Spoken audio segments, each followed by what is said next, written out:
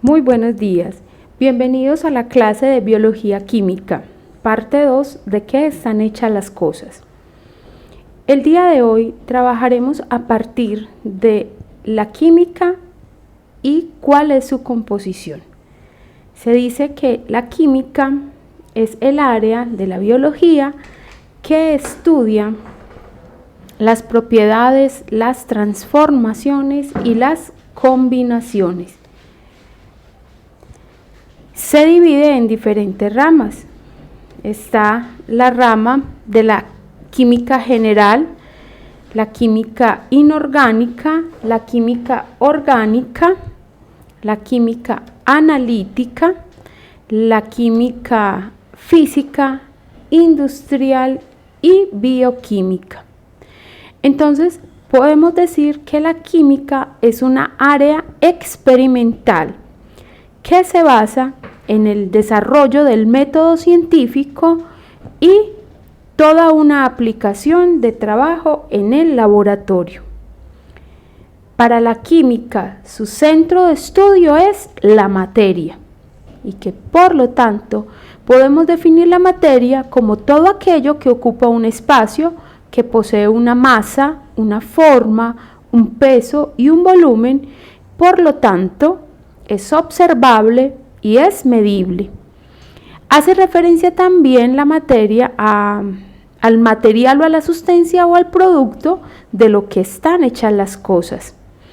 La materia se puede encontrar en tres estados especiales: en el estado líquido, el estado sólido y el estado gaseoso, y que según la complejidad funcional o estructural que tengan, estos se pueden dividir en diferentes niveles de organización de la materia. Podemos hablar que los estados de la materia o sus cambios se determinan por la temperatura o por la energía que tengan las sustancias en su momento. Está el estado sólido, el estado líquido, el gaseoso y el nuevo estado que aparece, que se conoce como el estado plasmático o el estado plasma, que se considera también como el principal al poder ser reproducido. Pues en nuestra forma, digamos, diaria lo podemos encontrar en los televisores o en el táctil de los celulares. La materia, cuando está en sus diferentes estados, presenta unas propiedades que son particulares. En su estado sólido, una de las propiedades es que la materia es fija. La fuerza de acción entre las moléculas individuales es mayor que la energía que causa la separación. Cuando la materia se encuentra en estado sólido, tiene una forma y tiene un volumen, y las moléculas se encierran en su posición, limitando su energía vibracional, es decir, que se mueva. Cuando la materia se encuentra en estado líquido, los fluidos de carga negativa atraen a los fluidos de carga positiva y los átomos chocan entre sí manteniéndose cerca. En estado líquido, entonces podemos decir que la materia toma la forma del recipiente que lo contenga. En el estado gaseoso, los gases de átomos tienen muy poca interacción, es decir, no se tocan, no se chocan entre ellos, y cuando la materia está en estado gaseoso, pues se comprime en diferentes formas. En el estado plasmático son gases calientes y una de sus características es que están ionizados, es decir, son altamente energéticos. Las moléculas se separan voluntariamente y en el estado plasmático los átomos están totalmente sueltos. La materia produce diferentes cambios y esos se producen mediante procesos que permiten que la estructura molecular cambie de un estado a otro. Entonces, los diferentes cambios de la materia de estado podemos llamarlos así. Se llama fusión cuando hay un paso de sólido a líquido. Se llama solidificación cuando hay un cambio de líquido a sólido. Vaporización cuando la materia pasa de estado líquido a estado gaseoso, es decir, la evaporización o la ebullición. ¿Qué es ebullición? Cuando vemos que está a una alta temperatura y salen pequeñas burbujas. Condensación, cuando se pasa de gaseoso a líquido. Sublimación, cuando se pasa de sólido a gaseoso.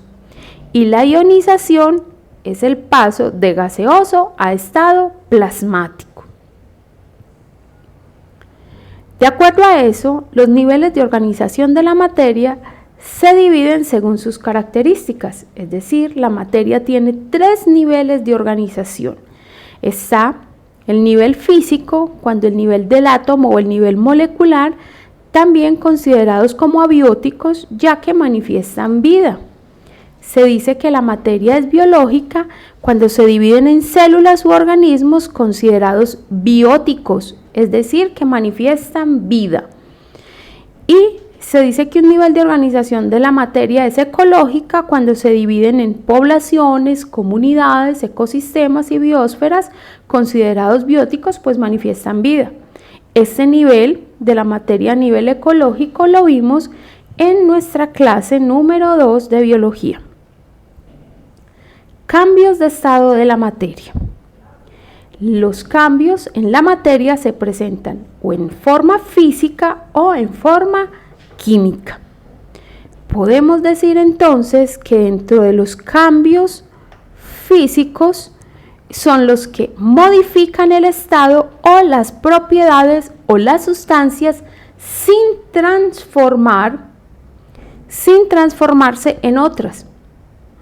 No son cambios físicos cuando se funde hielo, cuando se corta papel, cuando se enciende un fósforo o cuando se disuelve el azúcar. Esos no son cambios físicos.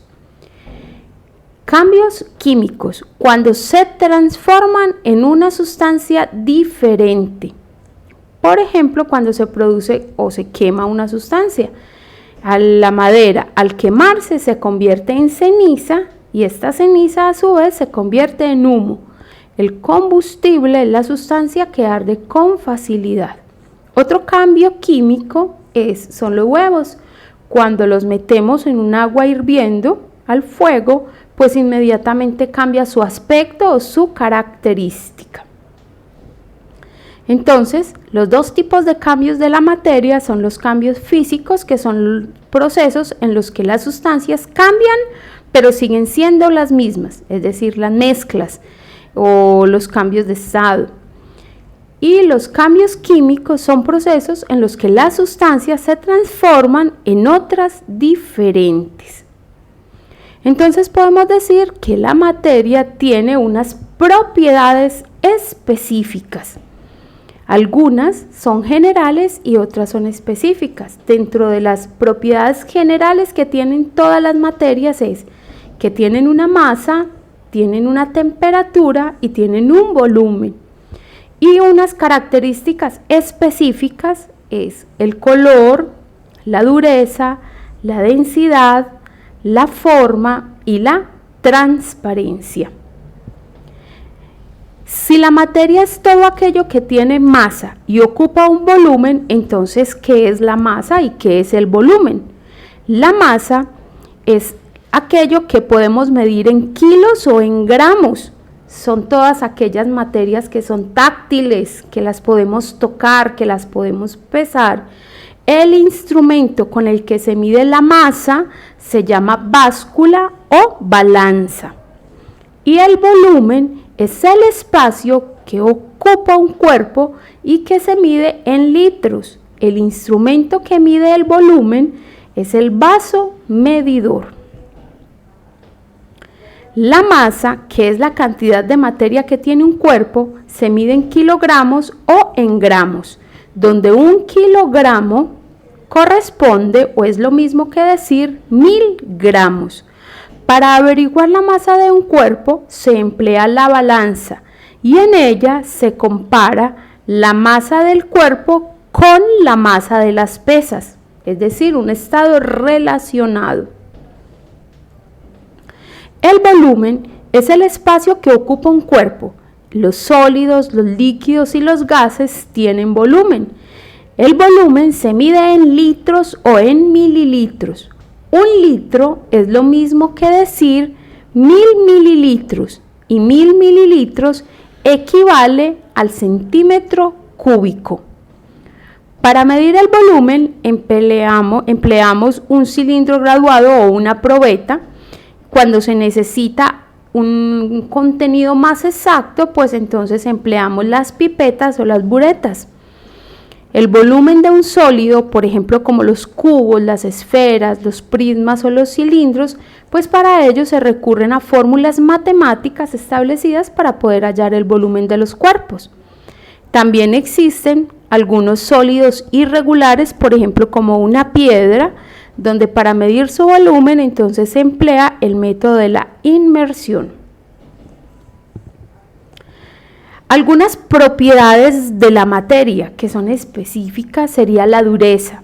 ¿Qué es la dureza? Es la resistencia que ofrecen algunos cuerpos a ser rayados. Hay materiales duros, por ejemplo como el diamante, que es el material más difícil de rayar, y hay materiales blandos, por ejemplo como la plastilina, donde también podemos medir su dureza.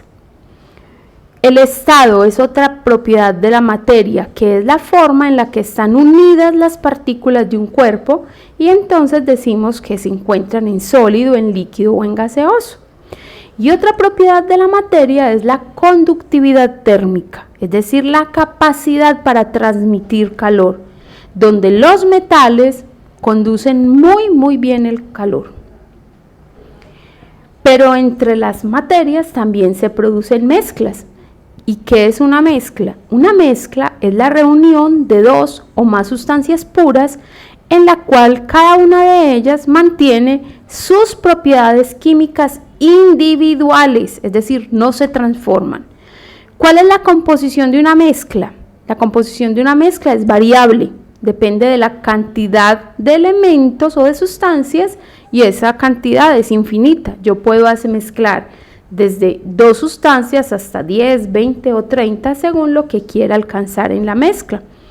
¿Cuáles son los tipos de mezcla? Hay 2 tipos de mezcla. Está la mezcla heterogénea y está la mezcla homogénea. Heterogénea, cuando yo, al realizar la mezcla de 2 sustancias, puedo identificar exactamente cuál es cada una de ellas con solo observarla. Mientras que en la mezcla homogénea, ambas sustancias se funden en una sola y ya es imposible realizar su separación. Algunos ejemplos de mezclas homogéneas: el café, la sopa de tomate o el jugo de naranja. Yo puedo mezclarlos, pero no puedo separarlos a simple vista sus ingredientes. Ejemplos de mezclas heterogéneas: por ejemplo, cuando hago una ensalada, tomo zanahorias, tomates y lechugas. Yo puedo escoger o separar los ingredientes de esa mezcla y esa es heterogénea. O cuando hago, por ejemplo, agua con aceite, puedo identificar a simple vista cuál es el agua y cuál es el aceite. Pero toda mezcla requiere de una materia prima, y una materia prima es una sustancia natural que se utiliza para elaborar o manufacturar un producto o un bien de consumo. En función de su origen, podemos decir que las materias primas vienen de origen vegetal, animal o mineral. Que algunos ejemplos de materia prima son la madera, el hierro, el agua, el algodón y la carne. Toda materia está unida o está conformada por átomos, como lo vimos en la clase anterior, y donde el átomo se conoce como la unidad más pequeña de una sustancia, lo que compone toda la materia común u ordinaria. Si los átomos de alguna materia se logran dividir, dicha materia podría destruirse. Cada cosa, sustancia o materia, tiene diferentes cantidades de átomos. Sin embargo, los átomos están compuestos por pequeñas partículas minúsculas que son llamadas partículas subatómicas, llamadas protones, neutrones y electrones. Dentro de un átomo podemos encontrar los protones y los neutrones en su parte central, es decir, en el núcleo. Los electrones se encuentran en una especie como de órbita alrededor de ese núcleo y a su vez pesan menos. Los electrones tienen un peso más chiquito que los protones y los neutrones. Si fuéramos a unir varios átomos entre sí, entonces diríamos que se formó una molécula, que luego de las partículas subatómicas y el propio átomo es la unidad más pequeña de la materia. Los iones son átomos o grupos de átomos que tienen una carga eléctrica. Los iones con una carga positiva se llaman cationes y los iones con una carga negativa se llaman aniones. En el cuerpo existen muchas sustancias normales en forma de iones. Los ejemplos más comunes, sustancias que tenemos en nuestro cuerpo, como el sodio, como el potasio, como el calcio, como el bicarbonato. Estas sustancias se llaman electrolitos. Cuando nuestro cuerpo elimina o bota o se desgasta a partir de la energía y bota todo este tipo de sustancia, entonces decimos que una persona se ha deshidratado y que requiere nuevamente cargar su cuerpo con iones o con electrolitos. Dentro de las mezclas de sustancias, cuando yo mezclo sustancias, se puede producir un efecto que se conoce como la reacción química, que es la forma en que una sustancia reacciona frente a otra. En una reacción química existen las sustancias que responden, que se llaman reactantes, y las sustancias producidas, que se llaman productos. Una de las reacciones químicas más elementales y maravillosas que existen en la naturaleza es la fotosíntesis, es decir, el proceso mediante el cual las plantas elaboran su propio alimento, donde ellas, tomando sustancias que hay a su alrededor, el sol, el agua y los minerales de la tierra, convierten todo esto en clorofila en sus hojas, que se convierte en el alimento de ellas. Entonces, resumiendo nuestra clase de hoy, podemos decir que la materia se puede encontrar en 3 estados: en estado sólido, líquido y gaseoso, y que uno de los estados más nuevos de encontrar se conoce como el estado plasmático, que la materia posee una estructura y que a su vez esa estructura determina las propiedades de la materia, que las propiedades de la materia son físicas, químicas, extensivas e intensivas, y donde la materia está conformada por átomos, por moléculas y por iones, donde los átomos tienen un núcleo y que en ese núcleo se encuentran los protones y los neutrones, y que alrededor de ese núcleo giran otros átomos llamados electrones. Muchachos, el día de hoy pudimos resumir de una forma muy clara cuáles son los aspectos principales de lo que está compuesta la materia. Muy importante, compañeros, que visualicen muy bien el video, porque el desarrollo del taller de esta semana se encuentra basado en los aspectos de esta clase. Que tengan una muy feliz tarde.